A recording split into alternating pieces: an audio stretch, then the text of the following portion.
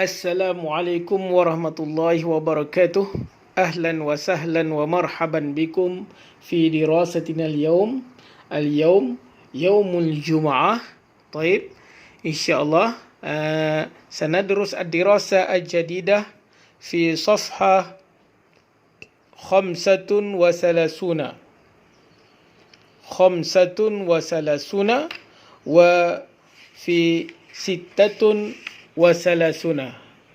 36.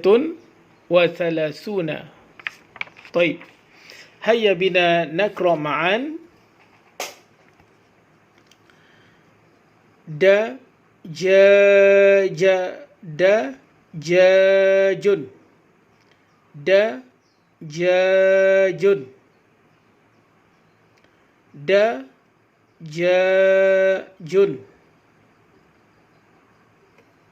بعدين كعك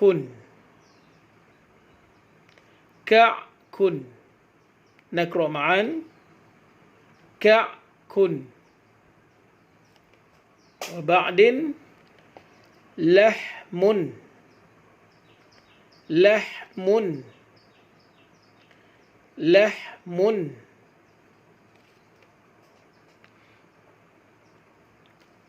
أرز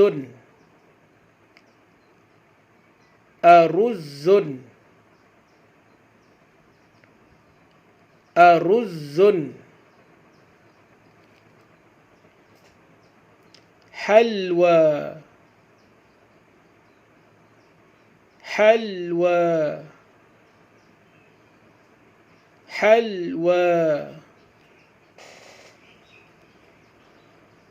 خبز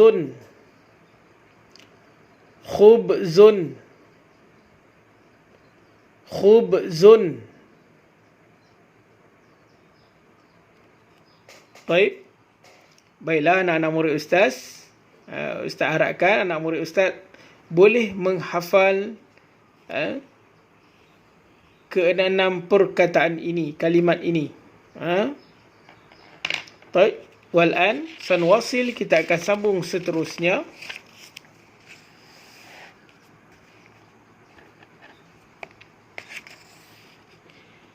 Naqra ma'an. Samakun.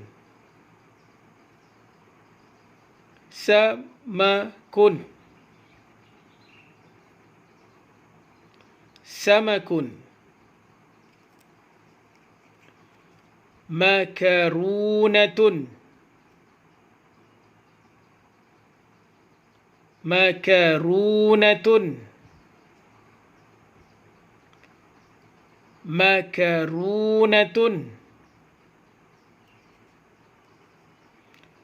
Hasaun.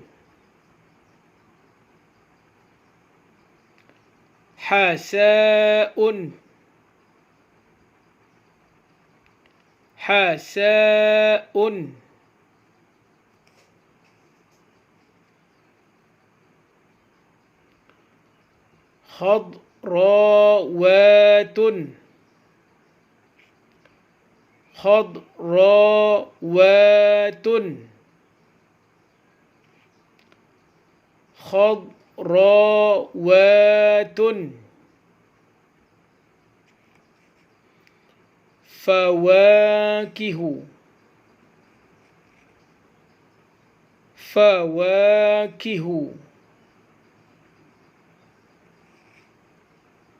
فواكه. Baik. Di dalam tajuk ini kita akan pelajari 2 bahagian, iaitu yang pertama al-ma'kulat, yang kedua al-mashrubat. Yang pertama al-ma'kulat, makanan-makanan, dan yang kedua al-mashrubat. Untuk pertemuan kali pertama ini, untuk minggu ini, Ustaz perkenalkan al-ma'kulat, iaitu makanan. Untuk makanan ada 11 jenis makanan. Dan anak murid Ustaz boleh mengulangi sebanyak 3 kali atau 5 kali ulang sehingga menghafal ke-11 perkataan ini. Sekiranya anak murid ustaz boleh menghafal ke-11 perkataan ini, bererti anak murid ustaz telah menguasai 40% untuk tajuk ini. 40%. Dan selebihnya iaitu minuman, dan selebihnya ada isi-isi yang lain yang mana insya-Allah selepas cuti penggal yang pertama ini, insya-Allah bahasa Arab adalah antara pelajaran yang akan diadakan peperiksaan bertulis. Ada ujian bertulis. Jadi daripada tajuk yang pertama hingga ke tajuk ini, anak murid ustaz perlu menguasainya. Baik. Selepas membaca ni, tugas untuk minggu ini dikehendaki anak murid ustaz tulis di dalam buku tulis atau di dalam kertas kosong. Dan ustaz yakin ustaz telah menyerahkan semua buku tulis kepada anak murid ustaz, dan anak murid ustaz dikehendaki membina peta minda, iaitu peta bulatan seperti ini, dengan mengisi ke-11 perkataan, dan di tengah-tengah ditulis al-maqulat.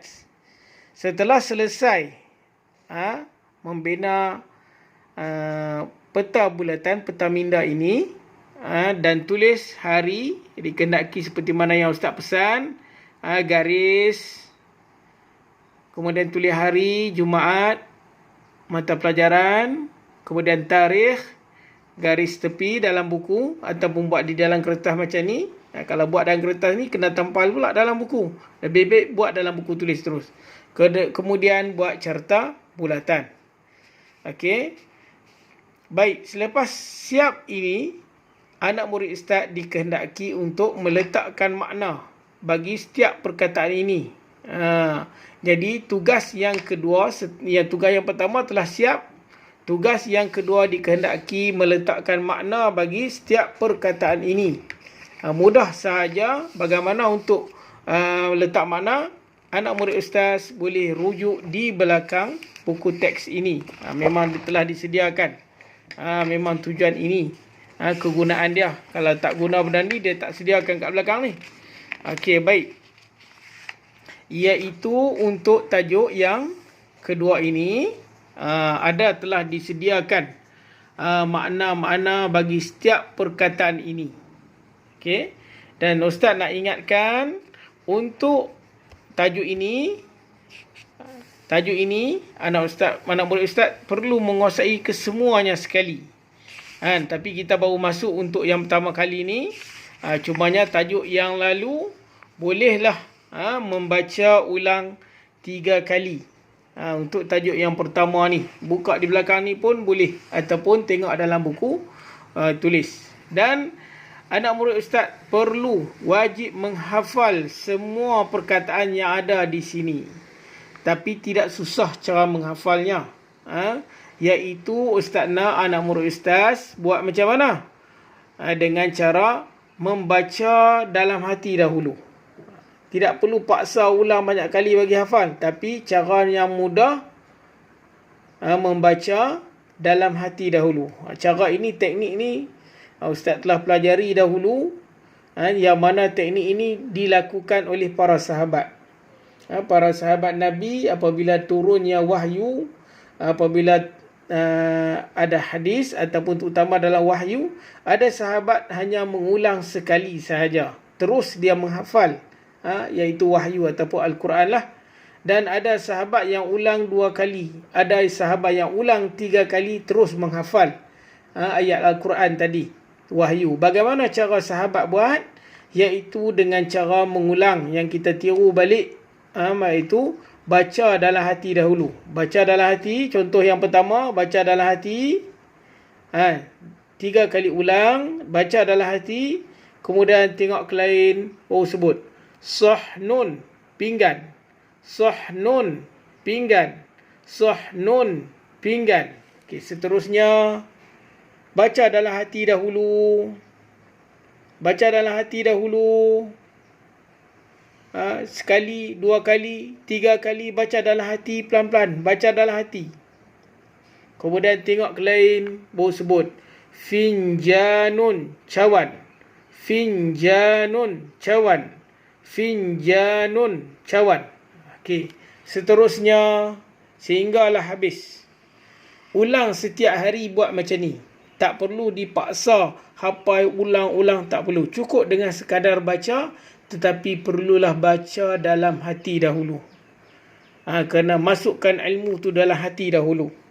Dan insya-Allah sekiranya anak murid ustaz ada rezeki, ditakdirkan anak murid ustaz terpilih untuk mengaji di bidang agama, memang banyaklah perlu dihafal hadis, perlu hafal pendapat-pendapat ulama dalam bahasa Arab, perlu hafal ayat-ayat Quran, dalil-dalil.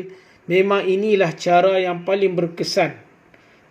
Jadi apa yang ustaz ajar ni adalah satu benda yang pernah pengalaman yang ustaz dapat, diijazahkan oleh tok guru ustaz, dan ustaz pun ijazahkan kepada anak murid ustaz cara bagaimana untuk menghafal dengan mudah, iaitu dengan apa? Baca di dalam hati. Tapi ingat, seperti mana yang ustaz pesan di kelas, bila kita belajar ni kita kena kosongkan hati kita, jiwa kita, hati kita ni daripada semua mengingat perkara-perkara yang kita tengok dahulu. Yang kita duk ingat, duk tengok kartun ke, tengok TV ke, cerita TV ke, game ke apa, tinggal sekejap. Kosongkan. Kerana dalam hati ni, roh kita ni suci. Untuk memasukkan ilmu pun, ilmu ni cahaya. Perlulah hati kita kosong daripada benda-benda yang tidak berfaedah, yang lara dikosongkan. Kemudian barulah baca dalam hati, masukkan ke dalam hati. Kemudian barulah tengok tempat lain, keluarkan. Kita sebut balik. Bila perkara ni diulang, maka ustaz yakin dalam beberapa kali saja anak-anak murid ustaz ulang, akan ingat semua perkataan ni dengan mudah. Nanti kalau ada rezeki mengaji agama, memang banyak nak baca. Kitab tebal nak baca. Nak hafal. Jadi inilah kaedah yang paling mudah sekali untuk kita untuk menghafal. Ini kaedah dia, dan inilah yang dilakukan oleh para sahabat, pada tabi'in, para tabi'in dan para ulama yang lalu. Inilah kaedahnya. Dia ulang berapa kali dia terus ingat. Kita pun kena perlu belajarlah kaedah ni. Baik, itu sahaja yang ustaz berikan pada minggu ini. Okey, wabillahi taufiq wa hidayah. Wassalamualaikum warahmatullahi wabarakatuh.